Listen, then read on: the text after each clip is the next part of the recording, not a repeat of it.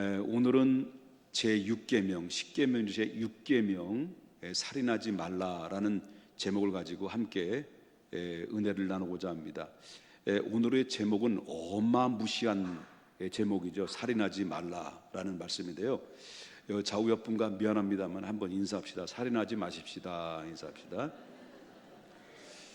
여기서 이 살인하지 말라, 성경은 이렇게 이야기했는데, 이 살인하지 말라라고 할 때 대부분의 사람들은 어떻게 생각을 하게 되냐면, 살인하지 말라고 하는 말은 나하고 상관이 없다라고 생각하는 사람들이 대부분의 생각이라고 볼 수가 있다라고 하는 것이죠.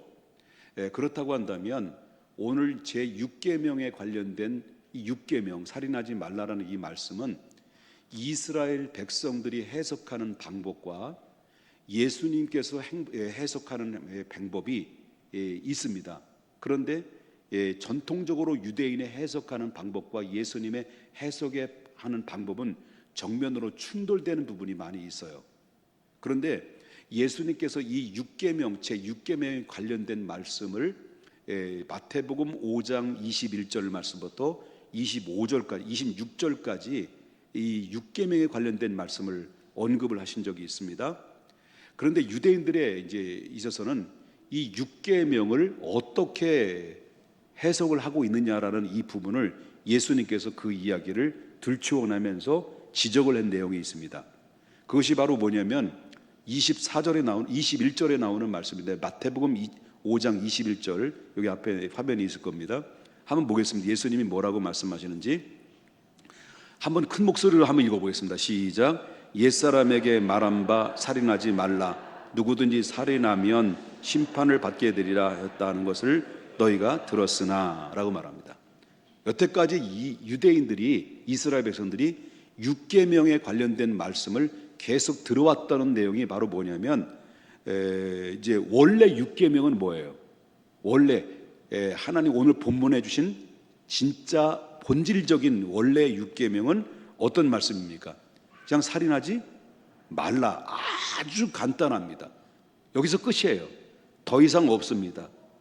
그런데 유대인들이 이 6계명, 본질적인 원래의 말씀인 살인하지 말라라고 하는 이 말씀을 여기에 뒤에다가 더 붙였어요. 더 붙여서 해석을 했다라고 하는 겁니다.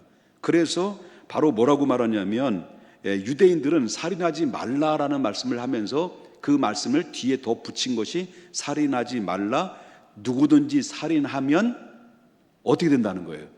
바로 심판을 받게 될 거라고 하는 것을, 바로 이 유대인들은 그냥 하나님은 이 모세를 통해서 6계명을 주신 살인하지 말라 이 계명을 주셨는데, 유대인들은 여기서 뭐가 좀 배고픈 건지 뭐가 부족했는지 거기서 살을 더 붙여가지고 뻥튀기를 한 거예요. 뻥튀기를 해서 살인하지 말라, 살인하면 뭐 받는다고요? 심판 받는다라고 그들은 이렇게 해석을 뻥튀기해서 해놨다는 거예요. 여기서 유대인들은 여기서 살인하지 말라, 살인하면 심판 받는다라는 이 심판이라는 심판은 하나님의 심판이 아니에요. 어떤 심판이냐면요, 재판장에서 얻어지는 재판을 말하고 있습니다.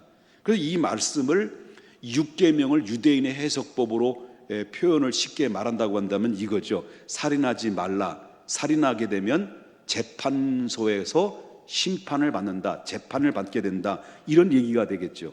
유대인들은 이 심판을 하나님의 해석으로 하는 것이 아니라 재판을 받는 해석으로 해서, 하나님은 단순히 살인하지 말라고 했는데 유대인들은 여기서 뻥튀겨서 살인하지 말라, 살인하면 재판소에 가서 심판받는다라는 그런 해석으로 더 뻥튀기 해놨다라고 하는 겁니다.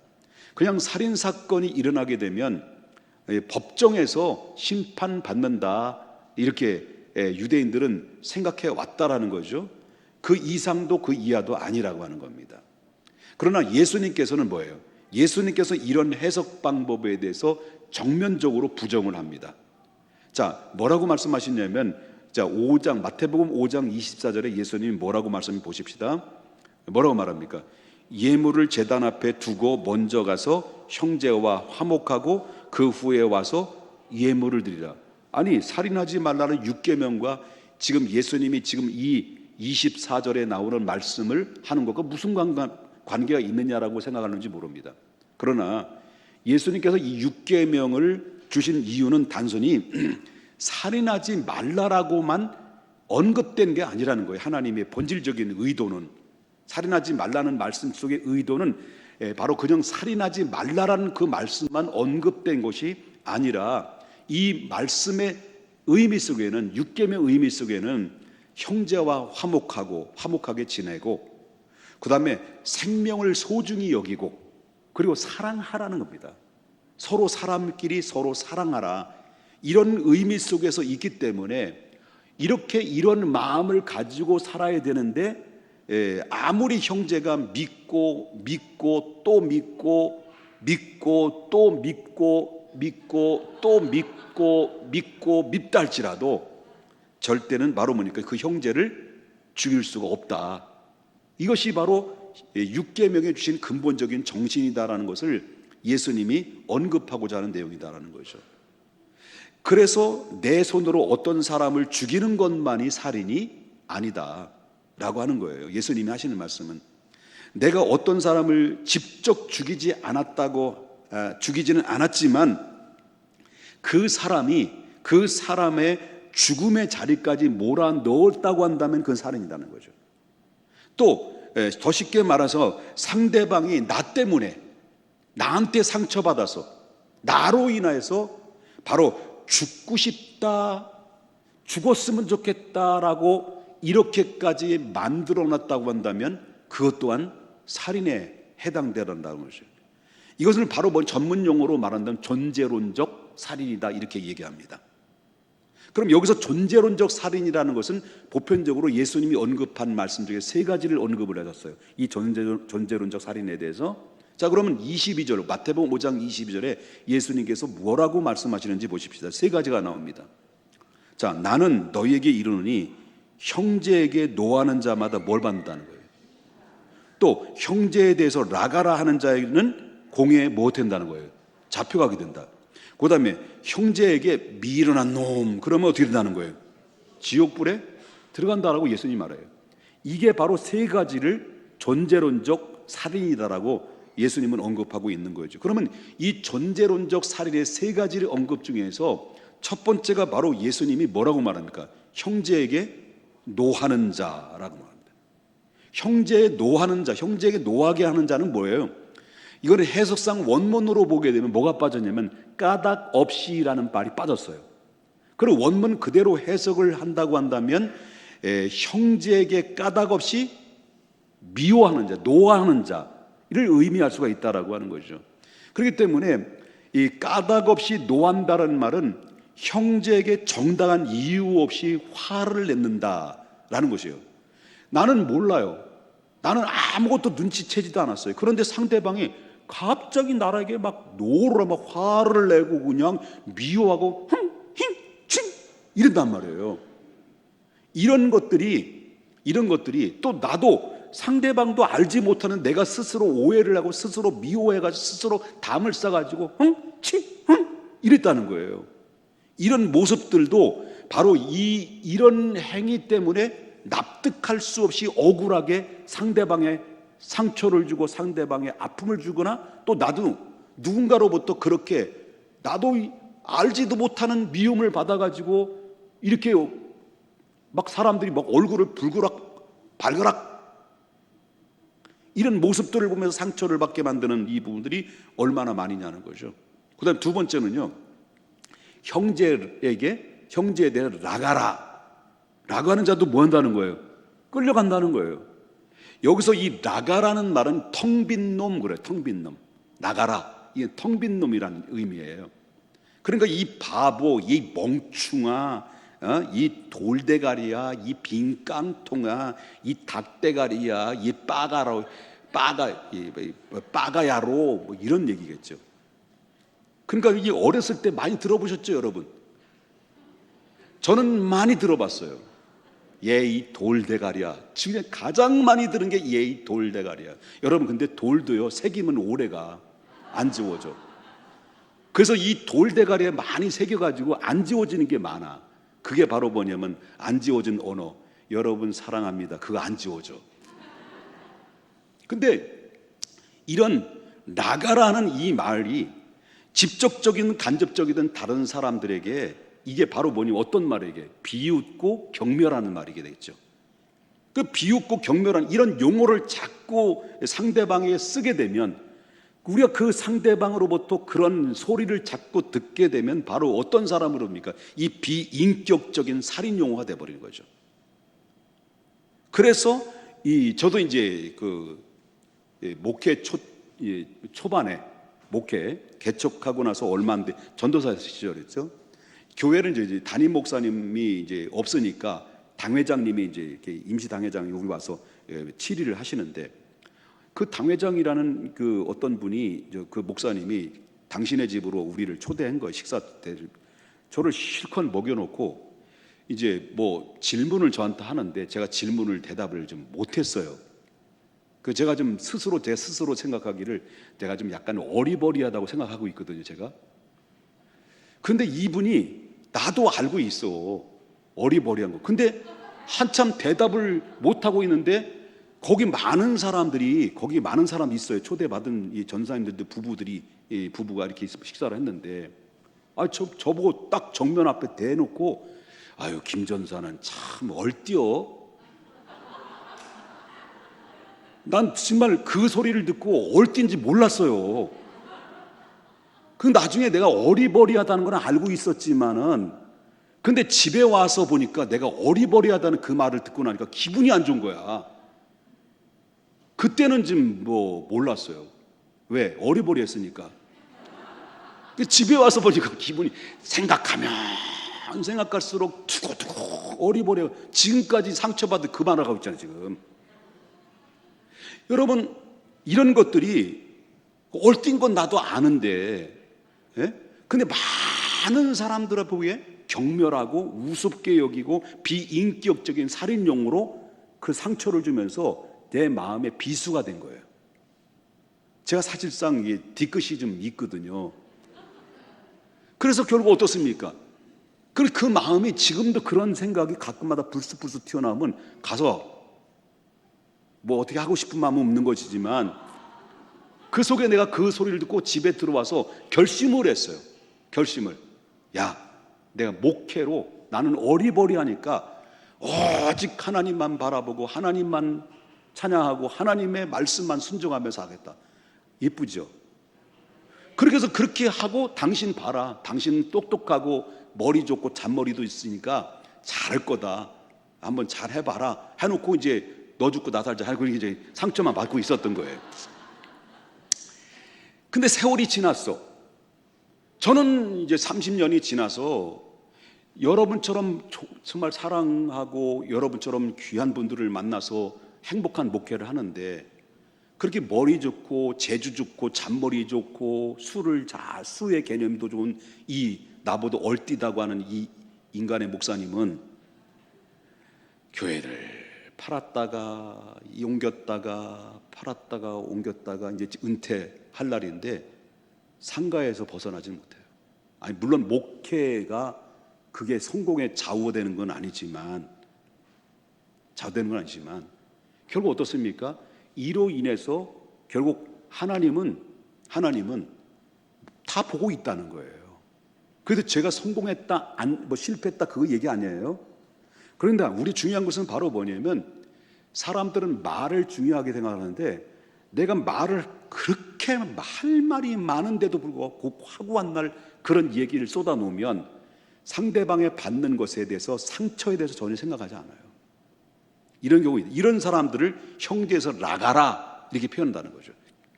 또 세 번째는 형제에게 뭐예요? 미련한 놈. 이게 존재론적 살인이라는 거예요. 미련한 놈이라고 합니다. 여기 미련한 놈이라고 하는 것은 뭘 의미해? 그때 당시에 이스라엘에게 배교하는 자, 이 배교하는 자를 미련한 놈이라고 이렇게 표현했다는 거죠. 이 영어로 말한다면 이 까땜이라는 까땜. 이게 무슨 말입니까? 예이 지옥이나 가라. 예이 저주나 받아라. 예이 너는 끝장이다. 이런 저주스러운 이야기를 쉽게 내뱉을 수 있다라고 하는 겁니다. 이게 존재론적 살인이다라고 하는 거죠. 재미있는 것은 바로 뭐냐면 여기에서 형제를 노하는 자, 형제 라가라는 자, 형제에 미련한 놈이라고 이렇게 말하는 자, 이 세 가지는요 특징이 있습니다. 전부 다 물리적인 행동에서 나오는 것이 아니라 전부 다 이 세 가지는 언어에 나온 얘기예요. 말로 나오는 거예요. 이게 존재론적 살인이라고 하는 거예요. 그렇기 때문에 예수님께서 이것을 뭐라고 말하냐면 언어로 전부 다 말로 형제를 노하게 하고 말로 형제에게 나가라 하고 말로 미련한 놈이라고 하는 이 전부 다 세 가지 특징이 뭐라고요? 행동이 아니에요. 언어, 말이에요. 이 말로 사람을 죽일 수 있다. 예수님이 이것을 뭘로 범주했습니까? 존재적 살인이라는데 이게 바로 뭐냐면 살인의 범주에 들어간다라고 예수님은 이렇게 이야기하고 있다라고 하는 거죠. 이 살인하지 말라는 이 말을 저와 여러분 다른 새롭게 들어야 된다는 것을 우리가 보게 된다는 거죠. 그리고 더 심각한 게 바로 뭐냐면 이 세 종류의 언어, 이 세 종류의 언어를 보면 그 속에 뭐가 들어있냐면 살인의 영이 들어가 있어. 살인의 영. 사람들은 말로 주는 상처, 말로 주는 상처가 무슨 상처냐? 나는 화끈하기 때문에 나는 한번 딱 얘기가 흥분하고 한번 딱 혈기를 부려도 난 뒤끝이 없어. 자기는 뒤끝이 없지. 근데 공격받은 아주 완전히 뒤집어 쓴 공격받은 사람들은 뭐예요? 오래 가는 거예요. 그게 상처로 되는 거예요. 난 뒤끝이 없다? 나도 뒤끝인데? 여러분, 그런데 말입니다. 말로 주는 상처가 말이에요. 말로 주는 상처, 말 때문에 얻은 상처가 어떤 폭력이나 또는 어떤 물리적인 그런 이 충격을 가해서 얻은 상처보다요, 말로 얻은 상처가 훨씬 더 크게 느껴진다는 걸 아셔야 됩니다. 이건 바로 뭐냐면 평생 가는 겁니다. 여러분, 주먹으로 맞았든지 어떤 그런 무기로 맞았든지 칼로 맞았든지 이것은 좀 세월이 지나면 한 달이면 아니면 길게는 1년이면 어느 정도 상처가 다 마무리돼 없어져요. 그런데요, 말로 이 상처를 받으면요 몇 달이 아닙니다. 언제까지 가는 거예요? 평생 가는 거예요. 이게 평생 가는데 이 평생 아픔으로 남게 되는데 이걸 가지고 심리학적으로 말한다면 언어폭력이라고 하는 거예요. 이 언어폭력이 이게 엄청나게 가정을 무너뜨리게 만들고 언어폭력이 관계를 무너뜨리게 되고 언어폭력이 그 공동체를 완전히 병들게 만드는 원흉이 된다라고 하는 것을 여기서 엿볼 수가 있다라고 하는 것입니다. 내가 너를 밥을 굶겼냐, 용돈을 안 줬느냐, 내가 미쳤지, 내가 너 같은 놈을 낳아가지고 미역국을 먹어서 이 고생하고 있으니 모랬다 얘 육시랄 나가디 또 그럴 때 이런 소리를 자꾸 듣는 얘 돌대가리야, 얘 빠가야로야 이런 소리를 자꾸 듣다 보면요, 자식이요, 나는 세상에서 태어나지 말아야 할 사람이야. 다 같은 게 자존감 완전히 많이 바닥치는 거죠. 요동치는 거죠. 그렇다면 나는 부모님을 위해서라면 사라지는 게 훨씬 좋지. 그냥 사라지는 게 너무 힘들어서 엄마한테 전해서 엄마 나 죽고 싶어. 죽어. 그래서 죽었어요. 자살해 죽었어요. 그 말 한마디 그 말 한마디 때문에 마지막 엄마의 위로 힘내라 이 말 듣고 싶었는데 그래 죽었어. 이게 언어폭력인데요, 이게 존재론적 살인이라고 하는 것을 우리가 볼 수 있습니다. 남편이 만약 맨날 집에 들어오자마자 뭐가 안 풀렸는지 맨날 안 풀려, 되는 게 없어. 들어오자마자 분노를 아내에게 쏟아붓는데 나는 나가서 빠지게 돈 벌어서는 당신은 직구적에서 뭐하고 자빠졌냐? 내가 말이야, 남편은 밖에서 땀을 흘리면서 열심히 일하고, 누구 때문에 우리 가정이 이렇게 됐는데, 누구 때문에 했는데, 허구한 날 싸돌아 다니고 있냐? 바꿔줘.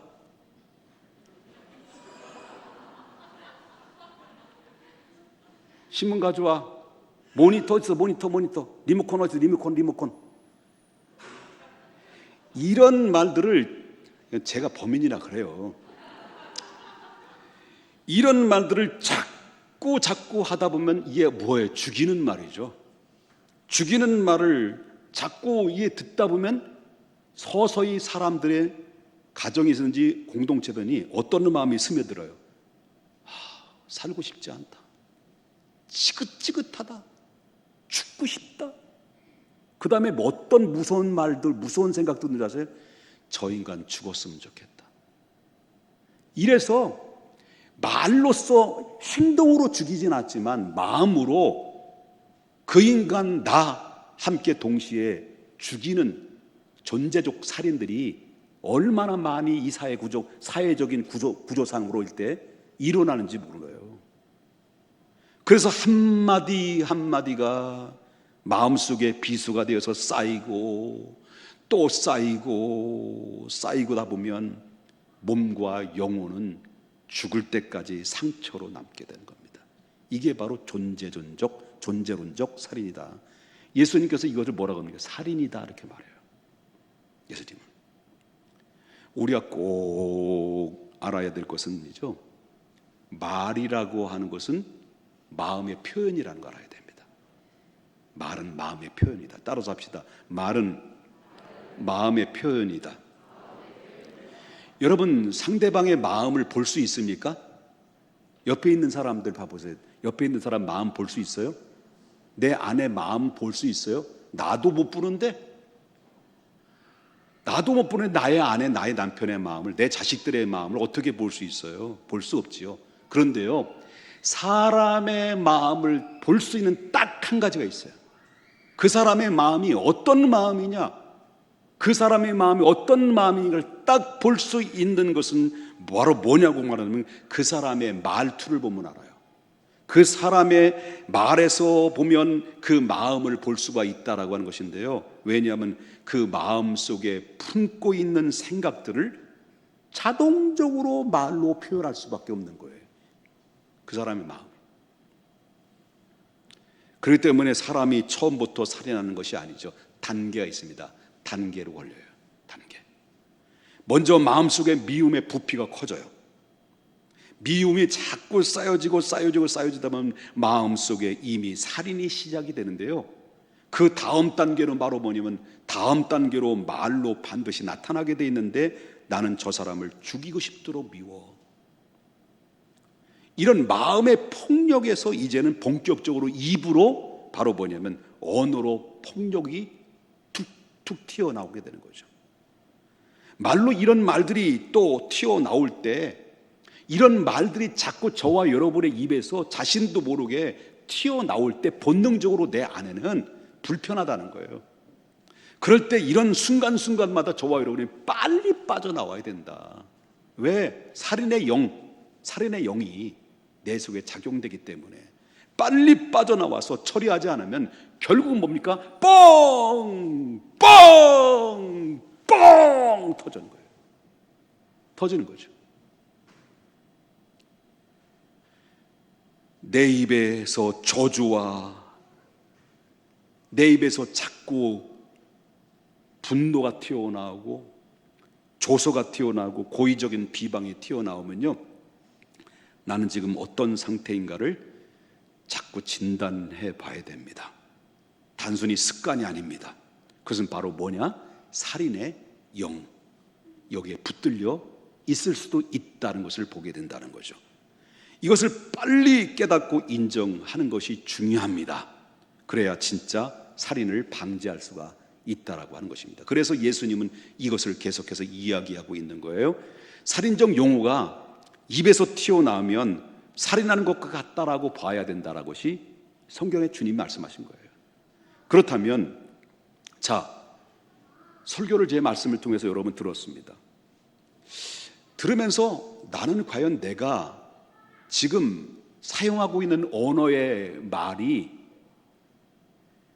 과연 이 설교 내용 중에 나도 여기에 포함되어 있지는 않았는가를 한번 본다고 한다면, 생각이 된다고 한다면 한 번쯤 그럼 이 문제를 어떻게 해결할 것인가라고 고민을 해볼 필요가 있죠. 그럼 이 문제를 어떻게 해결합니까? 해결 방법은 제가 아까도 금방 말씀드렸습니다만 설교를 들을 때 내가 많은 사람들에게 설교를 들어보니까 내가 지금 언어를 사용하는 스타일이나 내 속에서 순간순간적으로 튀어나오는 이 말들이 상대방에게 충분히 상처를 줄 만하였다. 상대방에 충분히 상처를 줄 만했다라고 생각이 든다고 한다면 여러분 오늘 마태복음 5장 25절을 한번 보십시오. 마태복음 5장 25절 너를 고발하는 자와 함께 길에 있을 때에 급히 뭐하라 그러죠? 사화. 여기서 이 급히 사화하라는 말은 여기서 사화하라는 말은 진정으로 사과하고 감정을 씻어낸다. 마치 뭐처럼요? 빨리 사과하지 않으면 잡혀갈 것처럼 급하다는 거예요. 감옥에 가기 직전에 서둘러서 빨리 이 문제를 해결하기 위해서 화해하는 그런 의미를 바로 서로 급히 사화한다, 급히 사화한다는 그런 의미가 담겨져 있습니다. 여러분 이것은 뭘 의미하냐면 그러니까 이것은 이 감정 처리하지 않으면 살인이 될 수 있다는 것입니다. 그래서 그러니까 이 원인이 어떠하든 어떤 상황이든 내 입에서 이런 용어가 자꾸 툭툭 튀어나오게 되면 내가 이미 살인의 영에 붙들려 있다는 것, 이 영적인 싸움이다라는 것을 여러분 한번 깨닫고 정신을 바짝 차려야 된다는 거예요. 저는 이걸 몰랐어요. 내가 왜 이런 문제에 걸려들었는지 잘 몰랐어요. 저는 어렸을 때부터 가난하기도 했지만 왕따를 좀 많이 당한 편이에요. 왕따. 학교를 한 달 동안 안 다니고 산에다 가방을 감춰놓고 혼자 지내는 세월들이 많이 있고요. 그리고 늘 이 빠가야로 돌대가리 이런 소리를 많이 들었어요. 그러니까 이 상처가 되면서 어렵게 중학교 때까지 항상 1, 2등은 내 거였어요. 성적이 거꾸로. 늘 뭐 들으신 분 알겠습니다만은 그때 당시에 사지선답 가나다라는데 빨리 시험 치기 위해서 나가라 다 나가라 딱 4번만 하면 그냥 빨리 끝나요. 1324 많이 한 것 같죠. 고등학교 들어가서 정신 차려서 공부 열심히 해서 전교에서 16등으로 졸업했어요. 그런데 대학에 또 떨어졌어요. 사관학교 떨어졌어요. 그러니까 또 이게 뭡니까? 자존감이 또 나라지죠. 그러다가 억울하게 군대 끌려가가지고 거기에 또 상처를 받아. 관물대다가 군대 관물대 있잖아요. 관물대다가 늘 이게 막 이러니까 눌려 있으니까 뭘 집어넣냐면 몽키 스파나라고 있어요. 누구든지 안 걸려들어라. 나 죽는 거 두려움이 없더라고요. 아무것도 두려움이 없더라고요. 이렇게 하다가 은혜 받아가지고 나와서 사랑하는 그님을 만났어요. 그 여자하고 결혼했어요. 임신했어도 여러분 한 10여 년 동안 이 문제가 해결되지 않아서 위장된 분노, 나 솔직하게 제가 탁 털어놓는 겁니다. 제가 공개하는 겁니다. 위장된 분노라는 책이 있습니다. 여러분 겉으로는 허실실하는데 내면에는 깊은 상처와 분노가 가득해서 이 분노를 교회에서 터뜨리지 못하고 아내에게 터뜨리다 보니까 아내는 한 번도 제 손으로 구타해 본 적은 없습니다. 자학이죠. 머리에 벽에다가 머리 헤딩하고 주먹으로 쳐서 벽 자국이 하고 주먹이 퉁퉁 붓고 애들 낳습니다. 안 되면 18 나오는 겁니다. 이런 분노들이 어렸을 때부터 늘 그렇게 받아오게 살다 보니까요, 이런 분노들이 애들에게 엄청나게 영향을 주다 보니까 나중에 은혜를 알아. 내가 얼마만큼 언어 폭력으로 행동으로 인해서 사람을 이렇게 해를 칠 수도 있구나라는 생각이 들어서 정신이 들었어요. 그래서 제가 일본 오사카 집회 때 아이들을 데려갔을 때 우리 특별히 큰아이한테 미안해가지고 그 붙들고 멍멍 울었어요. 내가 너한테 말로써 행동으로써 많이 아픔을 줬다. 이렇게 했더니 애도 아빠 왜 그러지? 그런 거죠. 자기는 모르지. 나는 아는지. 이렇게 이 문제로부터 내가 살인의 영이 내가 사로잡혀 있다는 것을 몰랐는데 이 말씀의 은혜를 받고 나니까 이 문제가 여기에 있었구나라는 걸 알고 나니까 빨리 이 문제를 아이들에게 사화해서 풀지 않으면 여기서 벗어나지 못하겠다. 그래서 풀었어요. 그때부터 내게는 자유, 평안, 기쁨이 넘치기 시작하면서 제가 완전히 달라지기 시작하면서 부정적인 언어가 아니라 이제 긍정적인 언어로 바뀌어지게 됐어요. 밥 먹을 때도 식당에서도 여태까지 먹은 것 중에서 최고로 맛있다. 사람을 바뀔 때마다 그 얘기예요.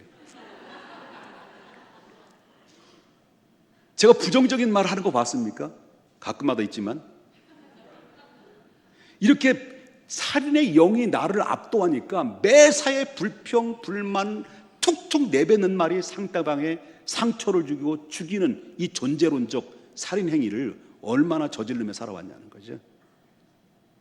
이런 상처를 주고 상대방이 나 때문에 죽고 싶은 마음이 드는데도 내가 무슨 살인을 했냐, 내가 뭐 잘못한 게 있냐 이렇게 생각할 수 있지만 이거는 존재론적 살인에 대해서 잘 모르기 때문에 그렇다는 거죠. 지금까지 가해자 입장에서만 여러분에게 말씀드렸다면 이제 받은 입장, 이제 상처를 받은 사람의 입장에서는 이 문제를 어떻게 할 것이냐. 아까 말했지만 빨리 어떻게 하라는 거예요? 사화하라. 그래야 모두가 자유롭고 모두가 행복해질 수 있다. 그러면 이제 상처 받은 사람들은 이 문제를 어떻게 풀어야 될 것이냐. 내 마음의 분노가 끌어올라요. 평생 못 들을 소리 다 듣고 막 바닥과 살아왔어요. 미치겠는 거예요.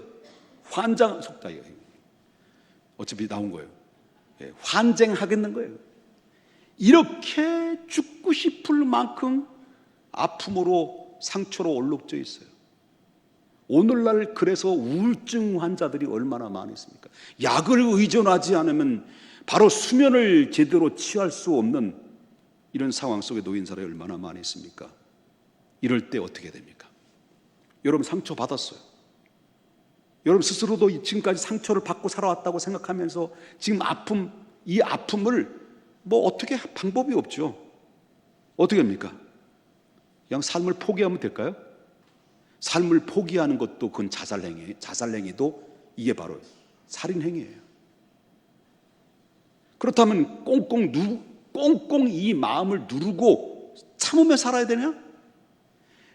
가문을 위해서 너는 어떠한 일이 있어도 참아야 하느니라. 알겠느냐? 예, 아버님. 이건 고려시대의 개 소리고요.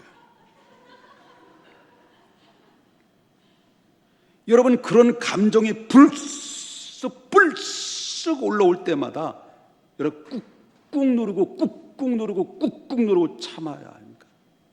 아닙니다. 참지 말아야 돼요.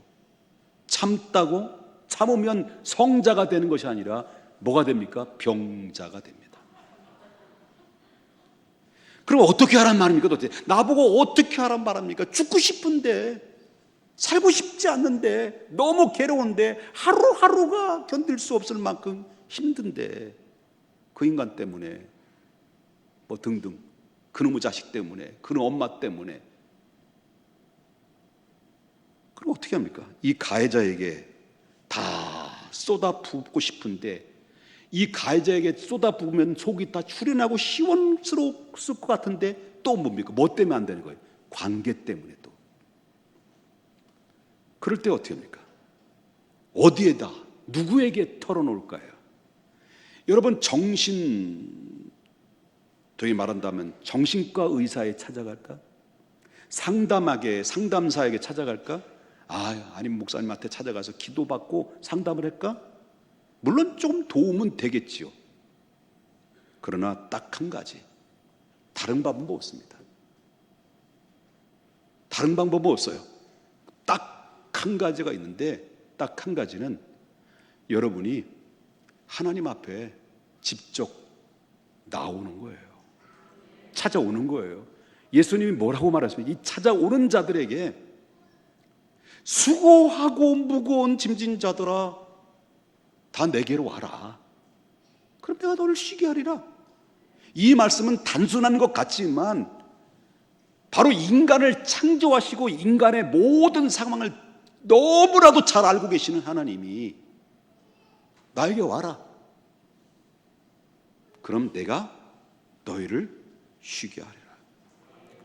여러분, 시편을 보게 되면 찬송을 부르기 전에 항상 반드시 뭐가 있냐면요, 여러분, 다윗이 시편을 많이 썼잖아요. 특별히 다윗이 기록한 시편 내용들을 특징이 바로 뭐냐면, 서두에는 탄식이에요. 전부 다 거의 탄식이에요. 분노, 원망, 탄식, 좌절, 이것을 자기 아내에게 쏟아본 게 아니에요. 어떤 자기 신복들에게 쏟아본 게 아니에요. 하나님께 나와서 쏟아본 거예요. 그래가지고 하나님 앞에 나와 쏟아붓는데, 몇 가지 소개를 드린다면 시편 1편입니다. 시편 1편. 몇 편? 시편 1편.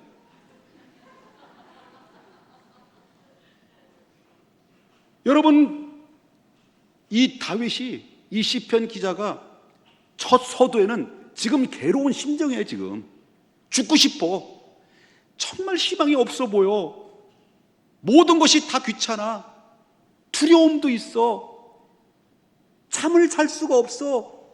이렇게 힘들고 어려운 문제, 분노와 원망과 탄식과 좌절을 하나님 앞에 완전히 쏟아부어요. 그러면서 시편 1편에 보면은 여호와여 어찌하여 멀리 사시며 어찌하여 환난 때에 나를 숨기시나이까? 어찌하여 내가 부르면 대답도 없으십니까? 너무합니다.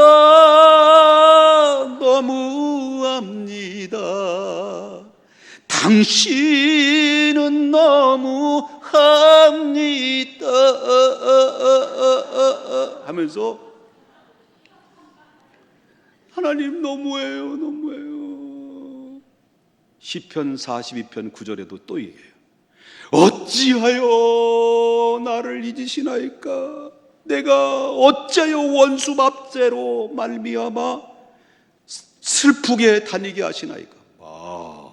하나님 앞에 쏟아놓고 그냥, 그러니까 이 시편 기자가 속이 뻥 뚫린 거예요. 뻥 뚫린 거예요. 뻥뽀로방 뻥 뚫린 거예요. 빵 뚫리니까요, 그 다음에 그 모든 것을 다 쏟아놓고 내니까 성령께서 그 안에 뭐예요? 평안이 찾아와요. 은혜가 와요. 그래서 그 다음에 하는 말이 뭐냐면 시편 42편 11절, 내 영혼아 내가 어찌하여 낭망하며 어찌하여 내 속에서 불안하여는가?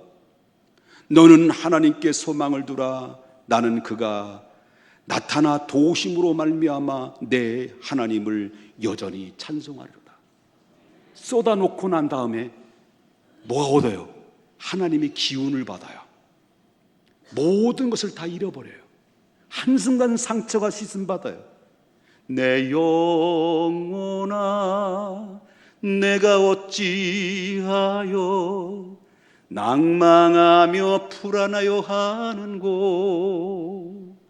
너는 하나님을 바라라 그의 도우심을 인하여 하면서 내가 너희를 새 힘을 주리라 새 능력을 주리라 하면서 주님이 나를 역전의 사람으로 이끄셨다라고 시편 기자는 그렇게 얘기합니다. 자기 아들에게 배신당하고 신복들에게 배신당하고 바로 10여 년 가까이 사울 왕으로부터 억울하게 도망다니는 신세가 되는 가운데서도 그는 모든 문제를 사람에게 찾지 않았습니다. 그 모든 문제를 상담자에게 찾아가지 않았습니다. 모든 문제를 정신과에 찾아가지 않았습니다. 모든 문제를 인간의 방법으로 인간의 수단으로 모든 문제를 해결하지 않았습니다. 오직 하나님께 찾아왔습니다. 그리고 오직 하나님께 자기의 모든 심정을 다 털어놨습니다. 분노까지 털어놨습니다. 그러고 난 다음에 하나님께서는 내 영혼아 내가 어쩌여 낭망하느냐, 내 속에서 어쩌여 불안하느냐, 너는 하나님을 바라라. 이제는 하나님을 바라봅니다. 그럴 때 하나님이 새 힘과 새 능을 주셔서 이길 수 있도록 하셨더니까 그때 이후로부터 모든 적들과 모든 상황들을 하나님이 평정시켜 주시고 다시 정상의 자리로 세워주시는 기적을 누가 만드셨습니까? 하나님이 만드신 거예요. 그래서 찬송가 539장에도 너 예수께 조용히 나가 내 모든 짐 내려놓고 후렴 다같이 주 예수께 조용히 나가 내 마음을 쏟아놓고 늘은 미리 계시는 주님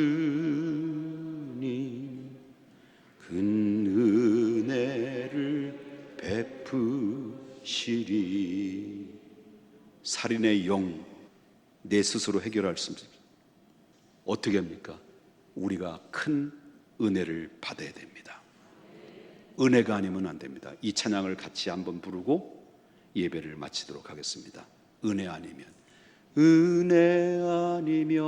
살아갈 수가 없네. 호흡마저도 다 주의 것이니 세상 평안과 위로 내게 없어도 예수 오직 예수뿐이네. 은혜 아니면 살아갈 수가 없네. 호흡마저도 나 주의 것이니 세상 평안과 위로 내게 없어도 예수 오직 예수뿐. 우리 가슴에 손을 얹고 찬양합니다. 그 심계에 담을 수도 없고 작은 고난에 지쳐도 주께 묶인 나의 모든 삶 버티고 견디게 하시네. 은혜 아니면 살아갈 수가 없네. 나의 모든 것 다 주께 맡기니 참된 평안과 위로 내게 주신 주 예수 오직 예수뿐이네. 여러분 힘드세요? 죽고 싶어요? 너무나 살아가는 게 너무 버겁습니까? 내 힘으로 어찌할 수 없습니까? 여러분 방법은 없습니다. 주님께 오세요. 그리고 주님을 만나세요. 그리고 주님의 은혜를 입으세요. 그럴 때 여러분의 인생은 새롭게 달라지게 될 것입니다. 거룩하신 하나님 아버지,